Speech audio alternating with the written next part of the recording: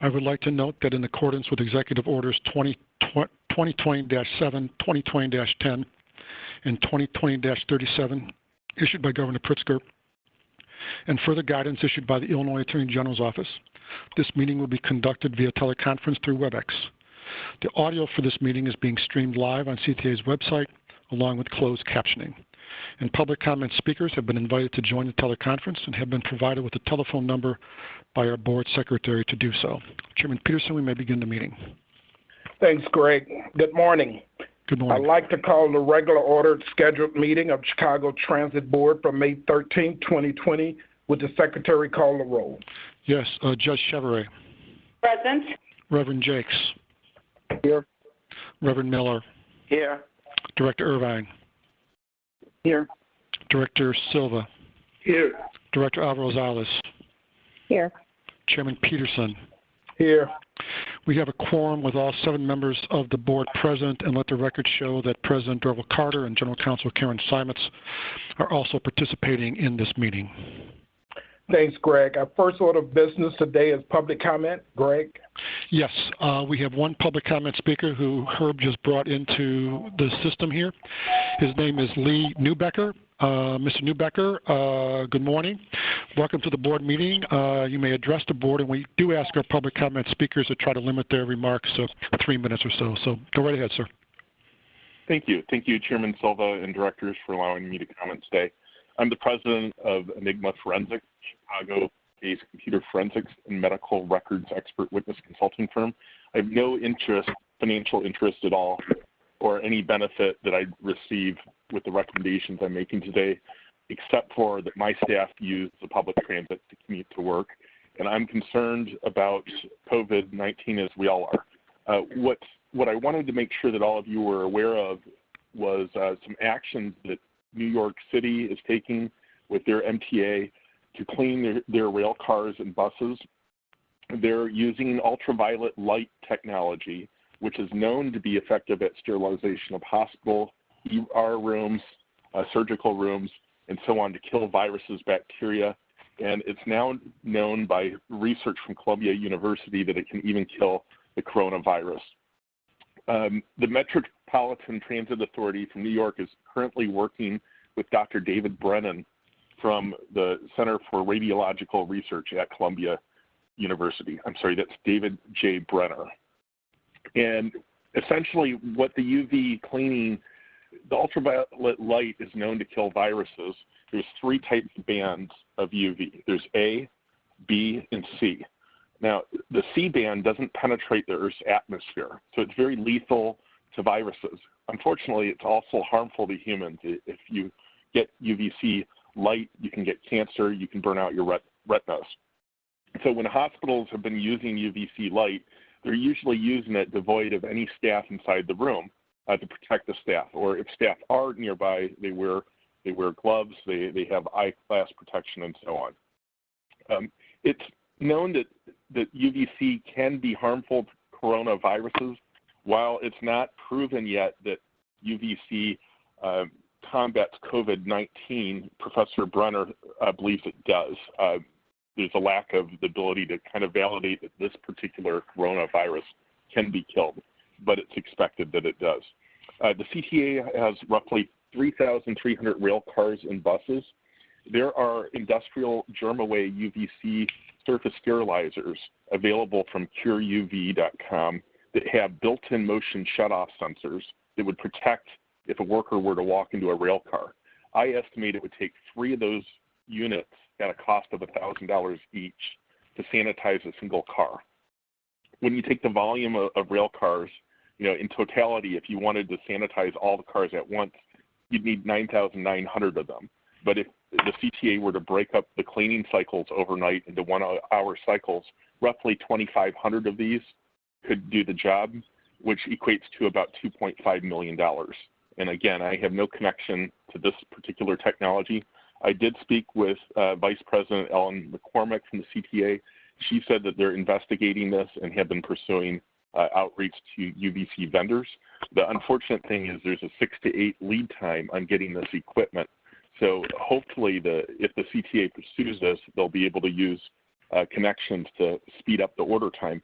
But my recommendation is that very soon, almost immediately, that the CTA at least try to pilot getting enough lamps. 27 lamps at a cost of $27,000 would allow for piloting and working through the issues of sanitizing 8 rail cars in a single bus and figuring out what the logistics are. Like, is the glass on the vehicles? Does it protect from UV emissions? There's other things that would have to be worked through, but with 15 minutes of treatment time and another 45 minutes to allow for ozone to deplete, that would protect CTA workers that are the rail cars and buses. And that's a concern for me, but it's also a concern for all of us. But most importantly, it would take down the virus for riders, the risk of virus being there residually. Finally, there's another emerging technology that Dr. Brenner is talking about, which is called far UVC. And far UVC doesn't penetrate the skin and isn't harmful to humans, according to research. The technology isn't there on the market yet to put far UVC bulbs into the cars, but if it were, imagine having overhead lights that don't hurt humans, don't cause blindness, but kill any bacteria or the COVID-19 virus when someone coughs. It would take it out of the air. It could be in restaurants and so on. So this is important emerging information, and I have more, I have more resources if anyone has questions, but I urge the board to take prompt action on getting something going with this. Other cities in China are doing it, New York's doing it, and we really should be moving fast on this and not waiting a long time to figure out how to use this technology. Thank you for hearing me today. If there's any questions, I'm happy to answer questions. Let me just say I don't have any questions, but I wanted to thank you for bringing, the UVC lighting matter to the board's attention, and we look forward to hearing the follow-up from Ellen and her staff regarding usage of this lighting to help address the COVID-19 issue. So again, thank you for taking time out of your busy schedule to share this with the board. Thank you. Mr. Chairman? Yes. All right. I also wanted to thank the speaker for talking to us about this issue today. I think it's important that the board know that CTA is looking at a number of technologies that are sort of cutting edge in terms of additional cleaning and sanitizing of our buses, our trains, and our stations. This is one of those technologies that we're looking at. We're also looking at solutions that can put coatings onto vehicles that can be a barrier resistant to coronavirus over an extended period of time.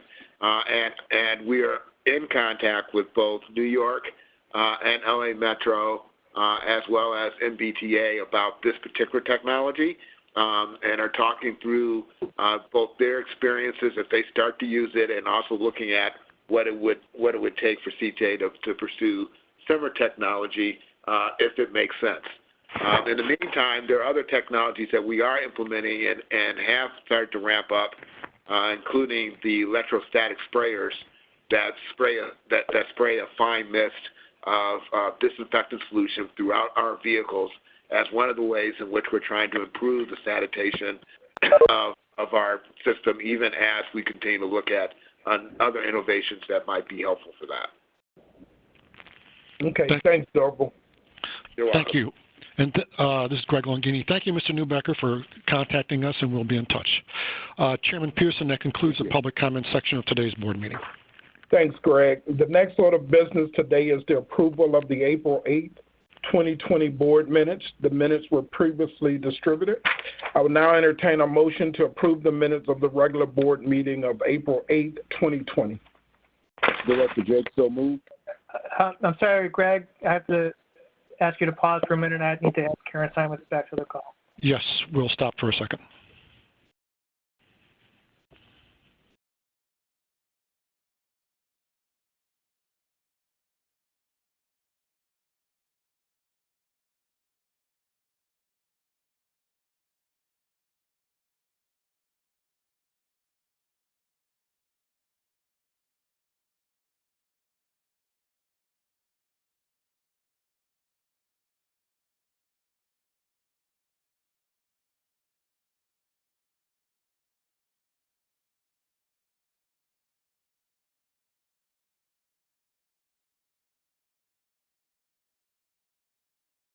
We were at the point of the motion to approve the minutes. Reverend Jakes moved. Reverend Miller, you want to second it? Director Miller, second. Okay, Reverend Miller seconds it. So I'll now take a roll call vote on those minutes. Judge Chevrolet. Yes. Reverend Jakes. Yes. Reverend Miller. Yes. Director Irvine. Yes. Director Silva. Yes. Director Alvarez-Rosales. Yes. Chairman Peterson. Yes. The motion to approve the minutes is approved with 7 yes votes. All right, thanks, Greg. The next order of business is board matter. Karen? Thank you, Chairman. Chairman, before the board is an ordinance to replace resolution number 49-297, which is the resolution passed on June 2nd of 1949, which established the Employee Welfare Fund. The Employee Welfare Fund is for the purposes of employee relations and employee hardship, and it is funded currently through the vending machine profits at vending machines at employee locations. It is coming before the board today because we are slightly amending its purpose to address really the pandemic. And what this particular revision will do will authorize the president of the CTA to add additional monies to the fund to provide funeral expenses or a death benefit to families of employees who pass away from COVID-19, where there is no other death benefit available. In addition, the fund will be administered by 5 employees that are chosen by the chairman pursuant to guidelines that the chairman established.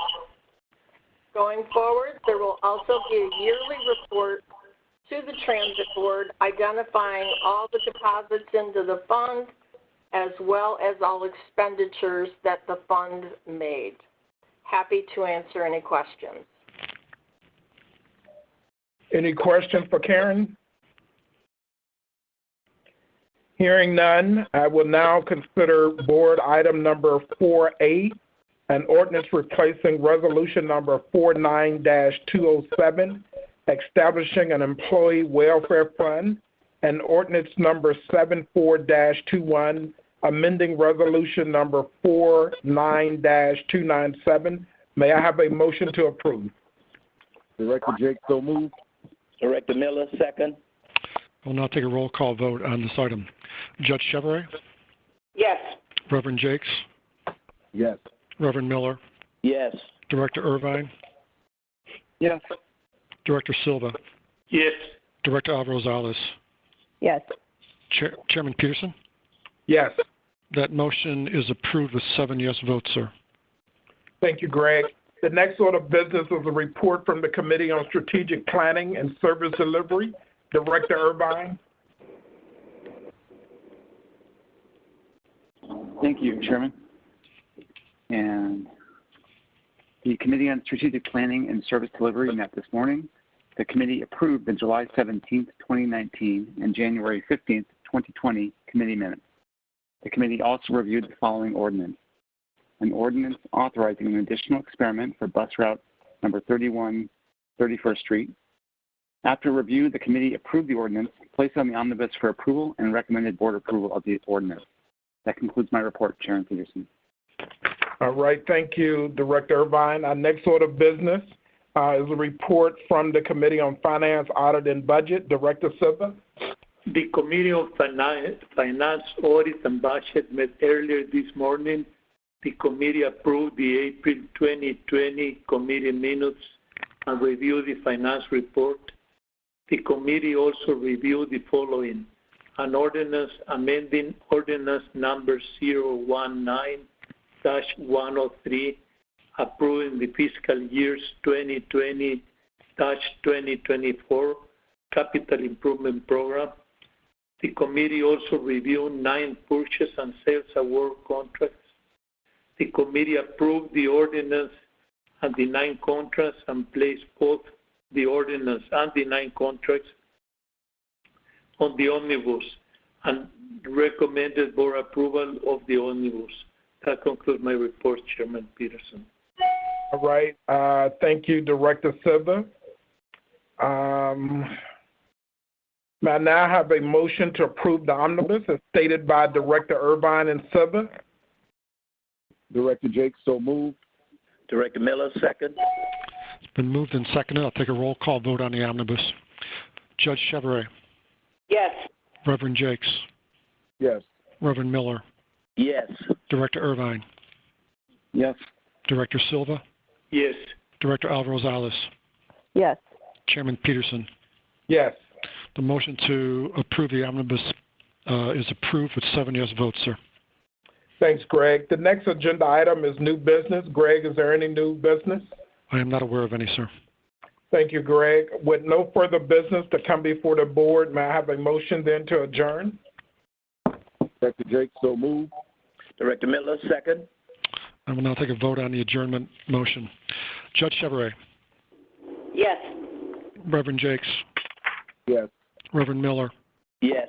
Director Irvine, Yes. Director Silva, Yes. Director Alvarez-Alias, Yes. Chairman Peterson. Yes. The motion to adjourn is approved with 7 yes votes, sir. We're adjourned. Thanks, Greg. Let me just say that I would pray and hope everyone continue to stay healthy and safe. And with that, we are adjourned. Thank you. Thank you.